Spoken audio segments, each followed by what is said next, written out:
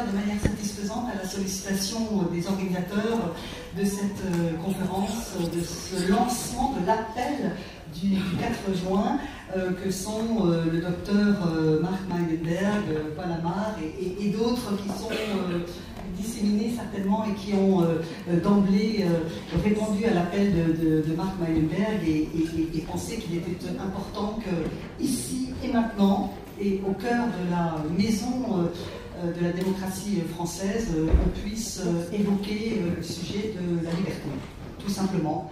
Le combat contre toutes les formes d'obscurantisme, toutes les formes de régression, toutes les formes de répression, toutes les formes d'oppression, toutes les formes réactionnaires qui s'entraînent aux femmes, bien évidemment, au combat des femmes pour leur liberté et donc au combat de tous les amoureux de la liberté, de l'état de droit et des valeurs humanistes qui nous rassemblent. Et pour que nous ayons ce temps d'échange, ce temps de témoignage, ce temps de réflexion, d'approfondissement peut-être des thèmes qui nous sont chers, et puis surtout ce temps aussi de reconnaissance, de considération, d'attention et de reconnaissance dans tous les sens du terme, donc y compris sous forme de témoignages, de remerciements et d'admiration envers les très valeureuses combattantes de la liberté, militantes de la liberté, militantes des droits des femmes qui sont à nos côtés ici sur cette estrade et que Paul Amar certainement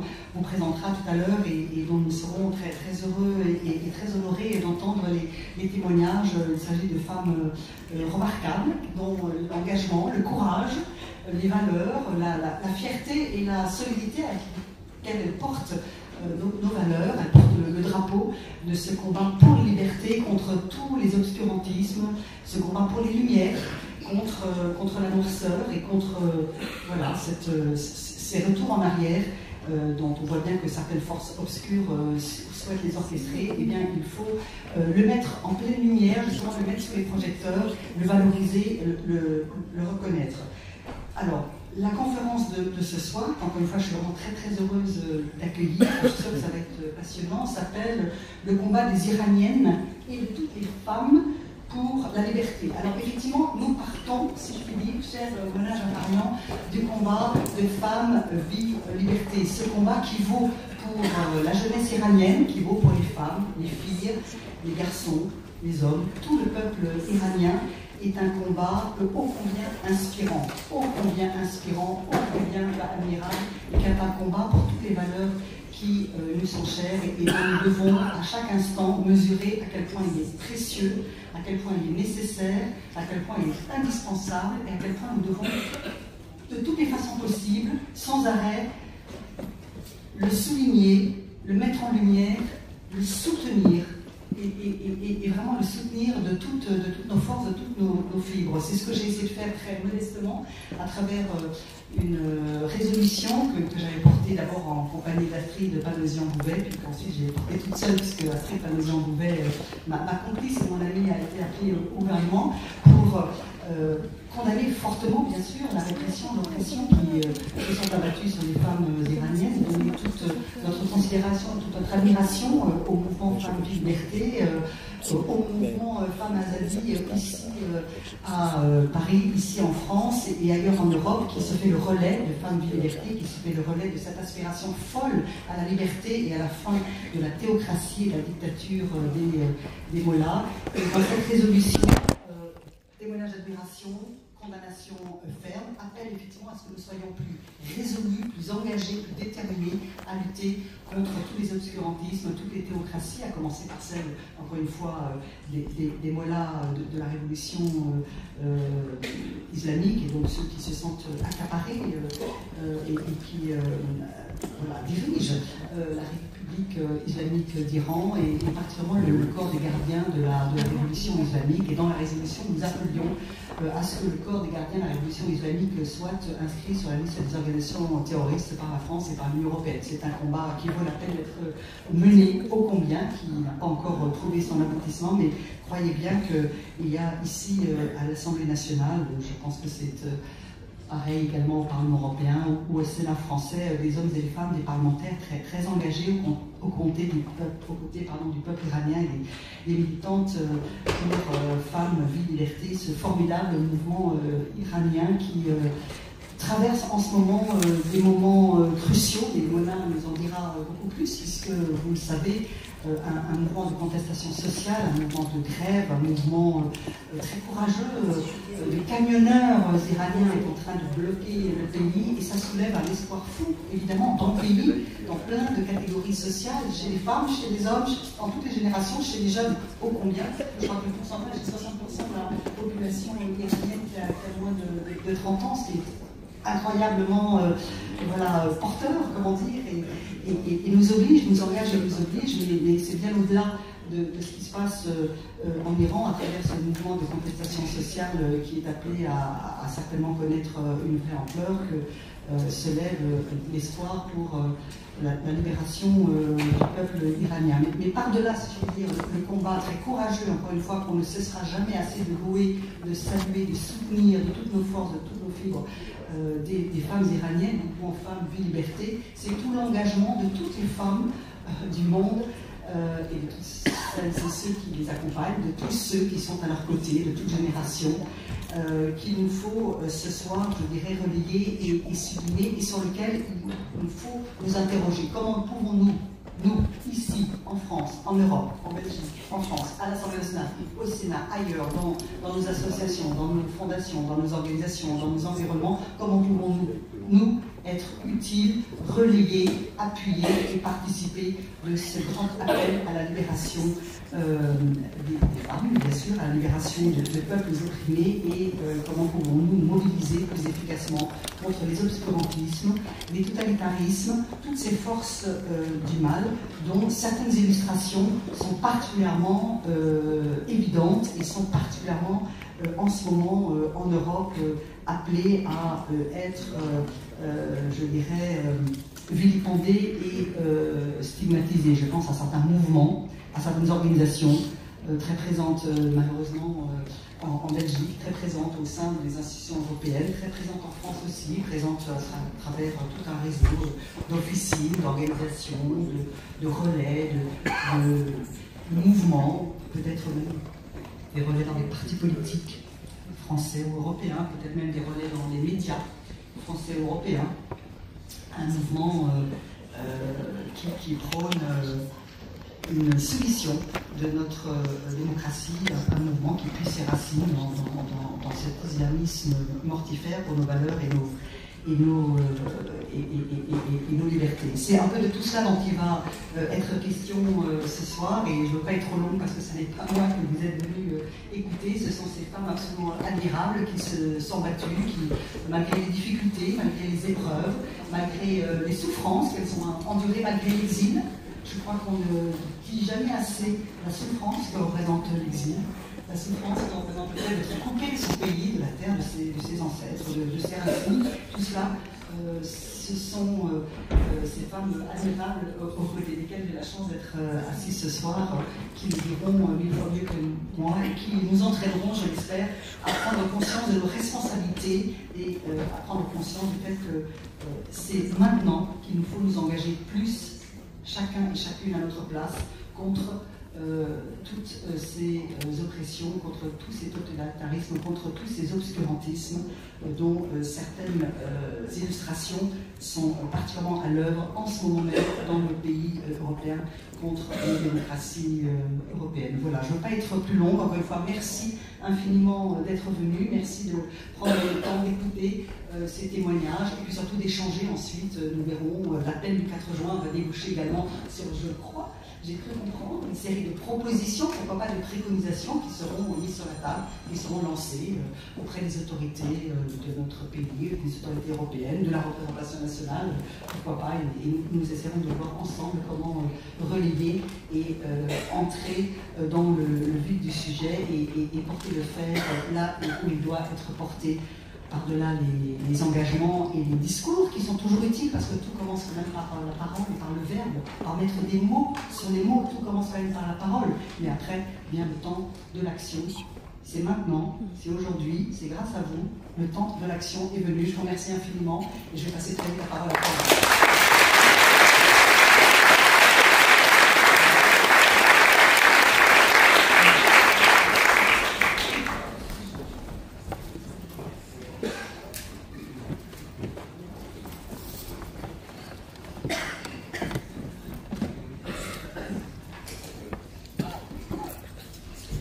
Bonsoir et merci Constance Leguet d'abord pour votre accueil.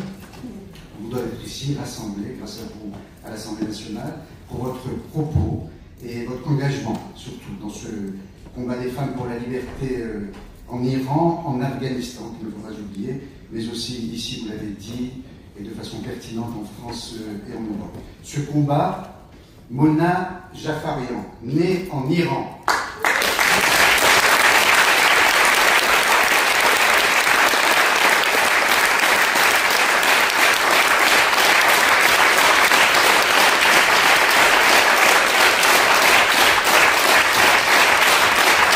Fadila Marouki, née en Belgique.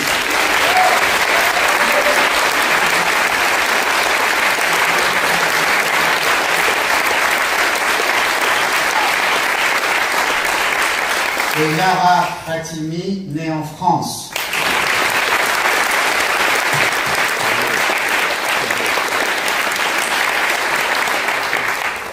Ce combat, elle mène sans relâche. Elle nous donne une leçon de courage inouïe, à l'image de ces femmes iraniennes qui résistent là-bas au régime le plus sanguinaire qui soit. Leur arme, un regard, qui ne vacille jamais face à des hommes armés, un regard qu'elles refusent de voiler face à des mollahs d'un autre âge, et parfois, elles le paient de leur vie. 16 septembre 2022, Mahsa Amini, arrêtée, torturée, assassinée pour avoir osé les défier. Elle n'avait que 22 ans.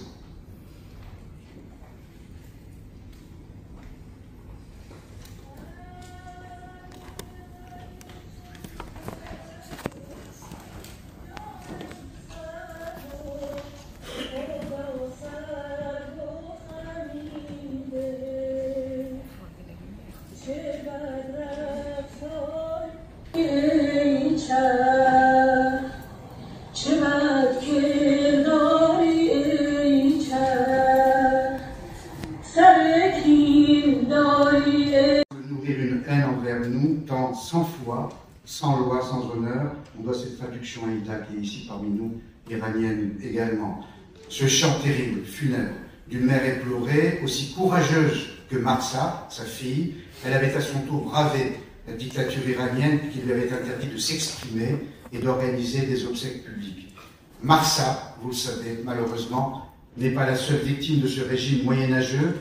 21 septembre 2022, quelques jours plus tard, Nadis Najafi succombe à son tour. Écoutons sa sœur Afsoun.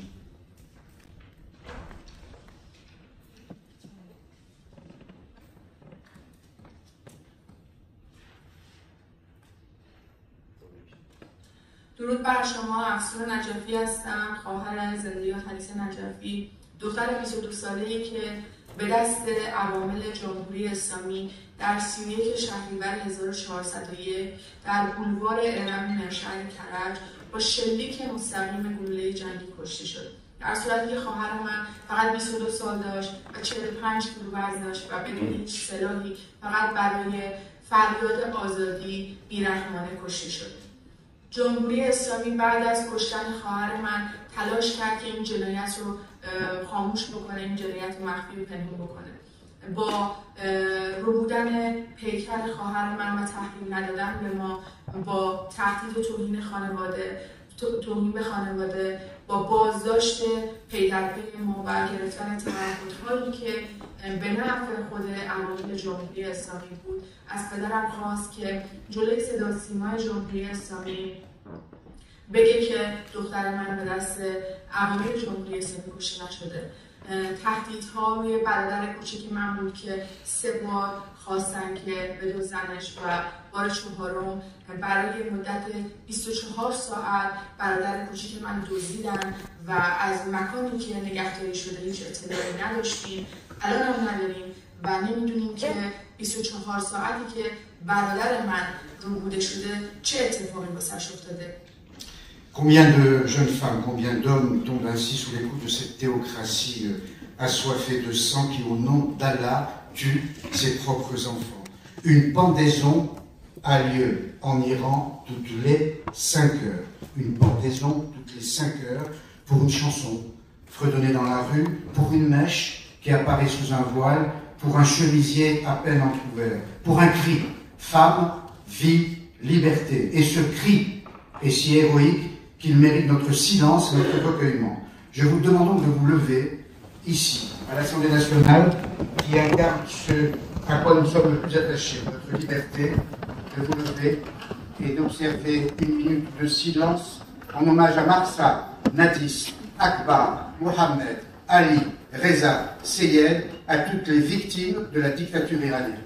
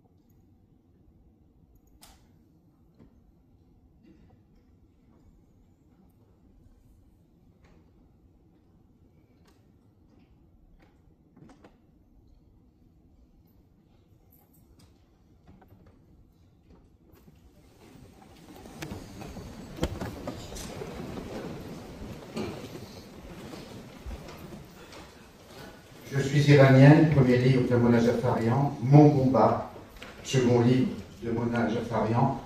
Mona, bonsoir, bonsoir, on s'est déjà vu. Je suis iranienne, premier livre de Mona Jafarian, Mon combat, second livre de Mona Jafarian. Mona, bonsoir, bonsoir, on s'est déjà vu. Vous avez 2 pays, votre pays d'origine et votre pays d'adoption.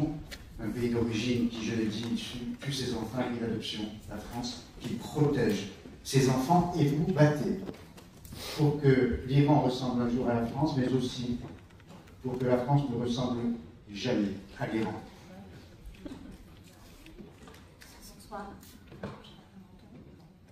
Il faut éteindre le rouge.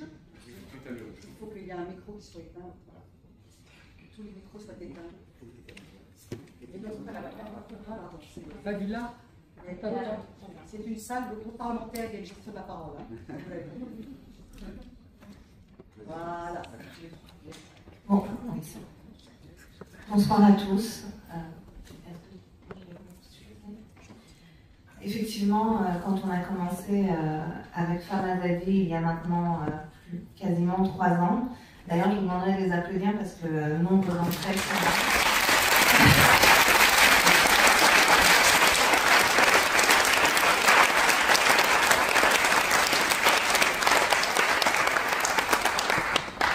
Mahsa Amini a été tué, je pense que pour nous toutes et pour toute la diaspora iranienne, on a ressenti ce besoin viscéral de nous engager aux côtés de notre peuple et de devenir finalement leur bras armé médiatique pour porter leur voix, pour porter leur message, mais aussi pour casser finalement toutes ces idées reçues et toute cette désinformation qu'il y avait sur notre peuple, sur notre histoire, sur ce qui est en train de se jouer à ce moment-là en Iran.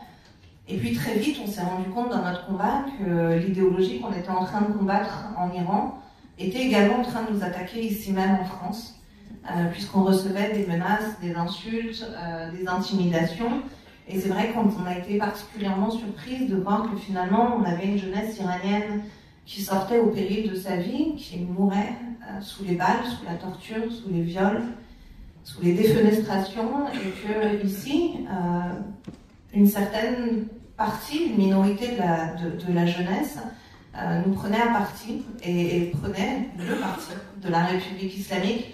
Et c'est vraiment là où on a décidé que notre combat serait double. Il y aurait le combat pour la liberté de notre peuple, pour qu'enfin l'Iran soit débarrassé de la République islamique, et dans le même temps qu'on alerte sans cesse et qu'on essaye de faire en sorte que notre laïcité, que nos valeurs universalistes ne soient jamais bafouées et que les gens ne reculent pas, malgré les accusations qu'on peut leur porter parfois, notamment avec l'islamophobie. Bravo.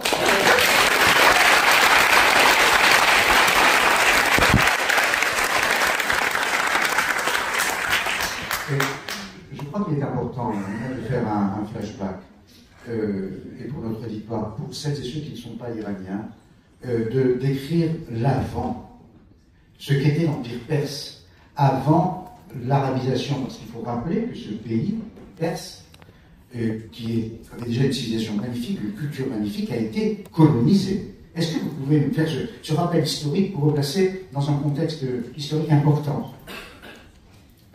Oui, alors déjà il y a une erreur qui est assez commune, c'est que souvent quand on parle de l'Iran, les gens pensent que c'est un pays arabe, alors que ni la langue, ni la culture, ni ethniquement, les Iraniens ne sont arabes. Et effectivement, la religion en Iran était le zoroastrisme, donc, qui n'avait rien à voir finalement avec l'islam, et le fondateur de l'Empire perse, qui était Cyrus le Grand, et même l'instigateur des premiers droits de l'homme. Et d'ailleurs, le cylindre des droits de l'homme est encore aujourd'hui exposé devant le siège de l'ONU. Et l'Empire perse a apporté à l'époque, donc c'est une époque où l'esclavage fait rage, où finalement il y a énormément de ségrégation, de discrimination, de violence.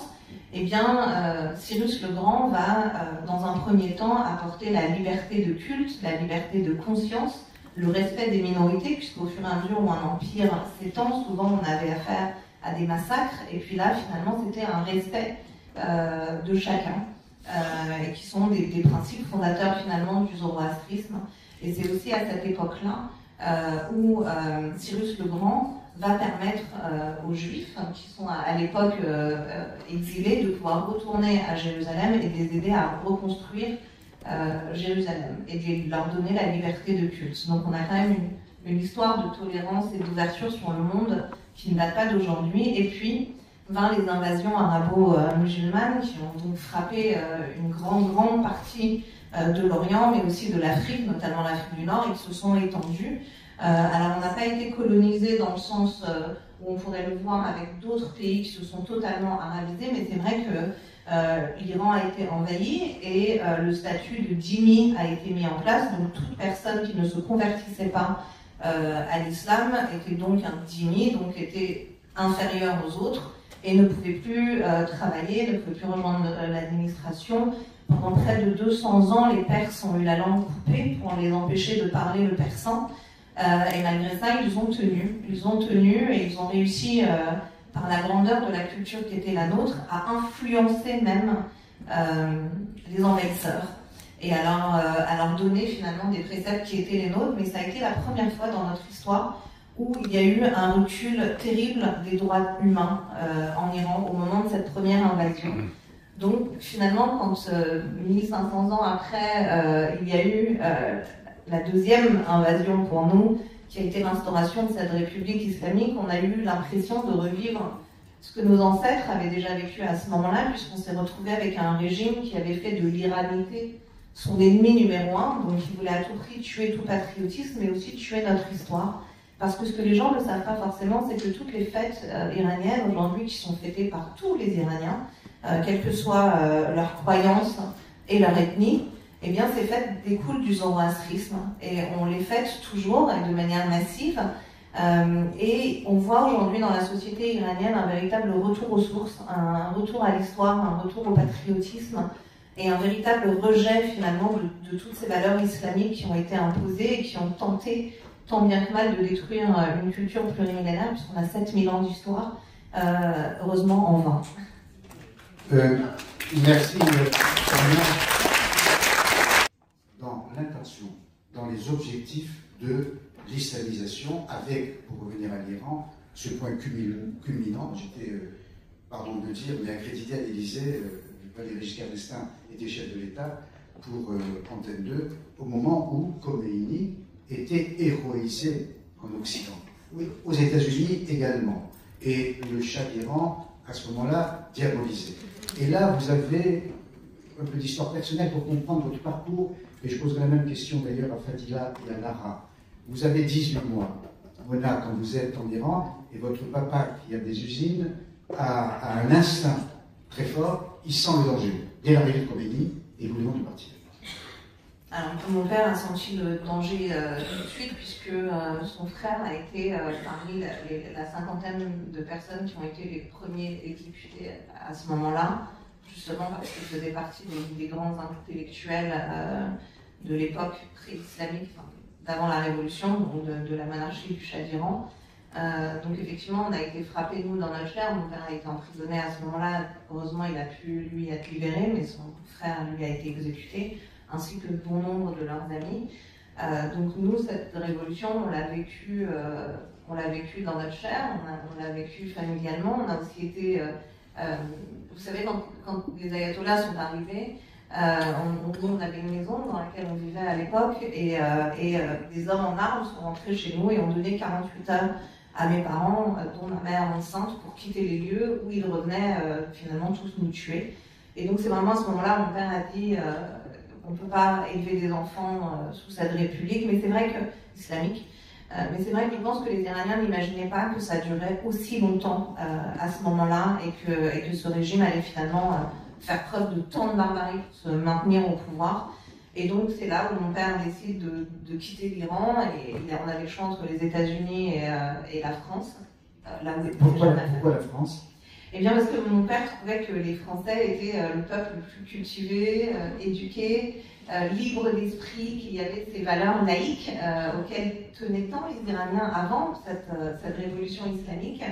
Et puis, pardon, mais il trouvait les Américains un peu concons. Donc, il disait, moi j'ai envie que mes enfants grandissent dans le pays de Victor Hugo, parce qu'il était fan de Victor Hugo, et donc c'est comme ça qu'on est arrivé avec ma maman en France. Et vous retourniez régulièrement le voir, avec parfois des difficultés, quand par exemple vous vouliez avec votre maman, vous enfant, jeune, vous baigner.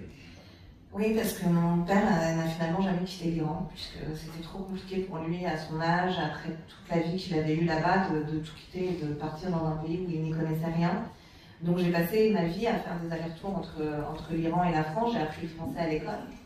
Et puis on grandit avec cette double culture incroyable, mais c'est vrai que je faisais les devoirs à mon petit frère. J'ai appris à parler le français à mes parents, enfin à ma mère, mon père n'a jamais appris. Et donc c'est vrai, quand on va en Iran et qu'on est petite, on est heureux parce qu'on renoue avec ses racines, on voit la famille, mais plus on prend de l'âge et plus on est frappé par l'islamisme, puisque très rapidement, la première fois que ça m'est arrivé, j'avais 8-9 ans, et j'étais à bord d'un bateau avec mes parents et avec mon père et mon frère, et on faisait du ski nautique. Et en fait, on s'est fait arrêter par la patrouille des mœurs, de la police des mœurs, puisqu'ils ont également des patrouilles maritimes, et donc à partir de cette date, j'ai dû me déguiser en homme pour pouvoir atteindre l'eau de la mer et pouvoir me baigner. Et donc très rapidement, en fait, les petites filles sont interdites de plage, sauf aux horaires des hommes, sur des plages réservées uniquement aux femmes. Et aberration totale, même en bloquant tout le quartier et en mettant des horaires pour les femmes, ils installent des rideaux dans la mer pour être sûr que même au loin, on ne puisse pas vous voir. Et d'ailleurs, j'ai une anecdote assez terrible là-dessus, parce que avec mon insouciance de petite française qui vient en Iran, et bien un jour j'ai dit à ma mère, écoute, j'en ai marre, on a l'eau jusqu'aux genoux, nageons, qu'est-ce qu'ils vont nous faire? Il n'y a personne à l'horizon, nageons. Et bien on a nagé 3 minutes avant de se faire tirer dessus à la Kalachnikov dans l'eau.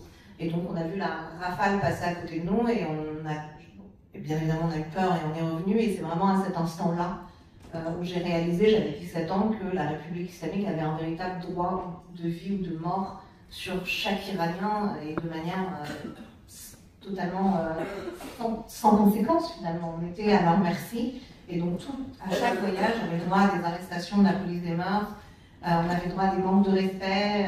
Ma mère a eu beaucoup d'altercations parce qu'elle ne se laissait pas faire. Moi, je pense que je dois tenir un peu aujourd'hui. Mais voilà, c'est très compliqué quand on prend de l'âge parce qu'on sexualise les enfants et on s'en rend vite compte finalement quand on fait des voyages en Iran.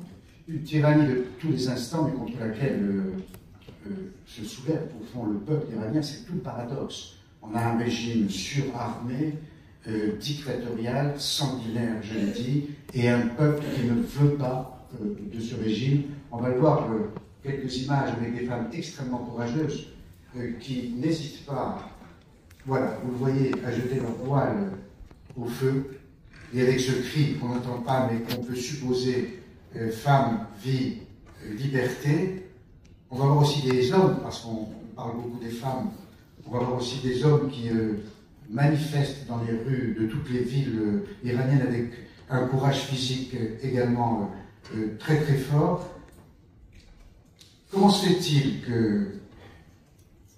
qu'il y ait une telle opposition à ce régime et que le régime parvienne à se maintenir et à rester quand même contre ce peuple?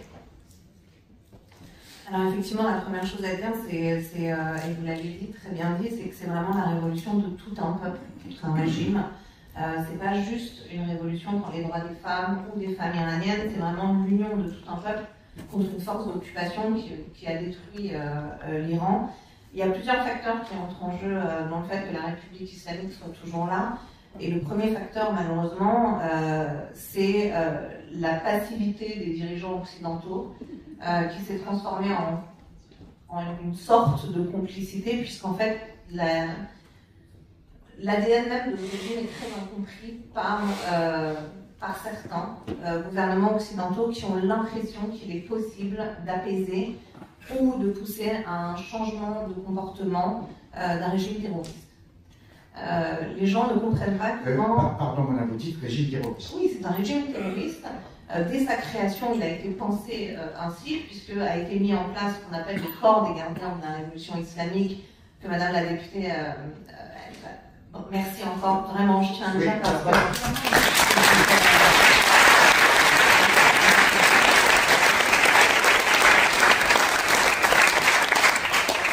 un courage énorme pour le faire et cette résolution a été portée justement pour demander leur classement en organisation terroriste. Chaque semaine sur le sol européen, il y a des tentatives d'assassinat et d'attentats qui sont déjoués par les services de renseignement. Je rappelle, pardon, je vous interromps, que Mona Jafarian est sous protection policière 24/24. Donc le régime des Mollahs ne se contente pas de traquer, d'assassiner ses concitoyens iraniens, mais il les frappe aussi à l'étranger. Exactement, partout à travers le monde. La République islamique, en fait, est une pieuvre tentaculaire qui a envahi l'Occident, l'Afrique, les États-Unis, le Canada, le Proche et le Moyen-Orient. C'est là où on les voit, notamment via le Hamas, le djihad islamique palestinien, les milices Badr en Irak, ou encore en Syrie. Alors maintenant, le régime de Assad a pris fin, le Hezbollah au Liban. Donc, si vous voulez, ils ont leur force, leur proxy de manière physique, ils arment, financent et entraînent. Et puis, il y a aussi les tentacules en Occident qui infiltrent les universités, les médias, les centres de recherche, les organisations militantes pour pousser l'islamisme et surtout changer notre manière de penser et ce qu'on accepte. Et c'est là, en fait, où intervient le gros de notre travail en France. C'est qu'en fait, on s'est rendu compte que leurs actions avaient totalement normalisé les outils d'oppression de la femme.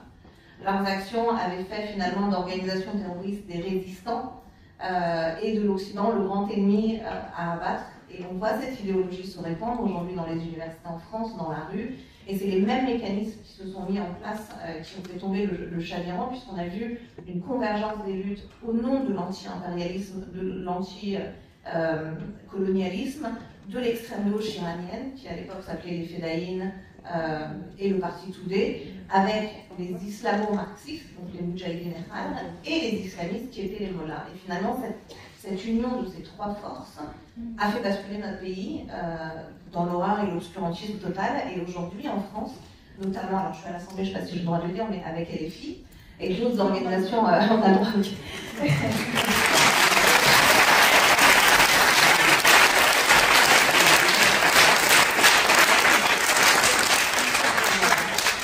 et avec certaines associations féministes, militantes et écologistes, et bien, qui évidemment ne soutiennent pas les associations féministes. Donc on a les mêmes mécanismes qu'on met en place, et c'est pour ça qu'on fait cet appel à la vigilance en France, pour ne pas qu'il y ait la même chose. Et voilà pourquoi je disais tout à l'heure que votre combat portait à la fois sur l'Iran, là où vous êtes né, mais aussi sur la France, là où vous êtes. C'est une parfaite transition avec le témoignage suivant. Évidemment, Mona va réintervenir, mais Mona mérite nous applaudissements.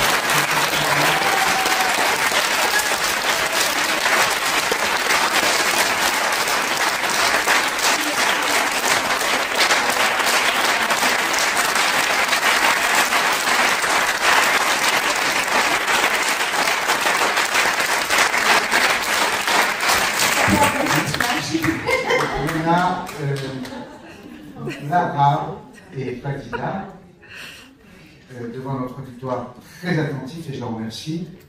Vous regardez ces photos avec moi. À votre avis, elles prises où?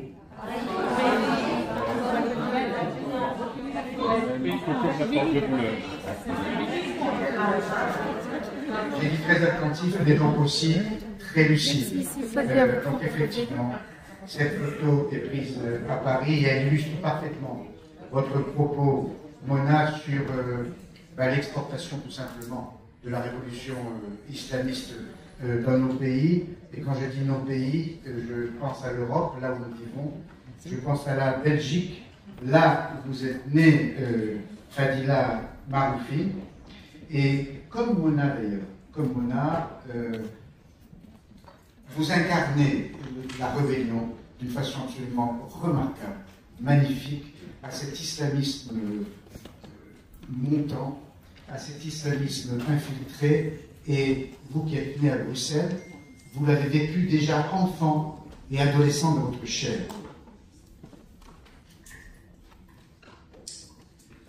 Oui, effectivement, ça fait depuis près, je dirais que j'ai 49 ans, donc ça fait une quarantaine d'années que j'ai vu progresser l'islamisme, parce que c'était quelque chose qui était bien présent sur le terrain, mais qu'on pouvait percevoir que quand on était issu de la communauté musulmane, puisqu'à cette époque-là, en tout cas, on nous disait clairement qu'il ne fallait pas en parler aux mécréants, il ne fallait pas leur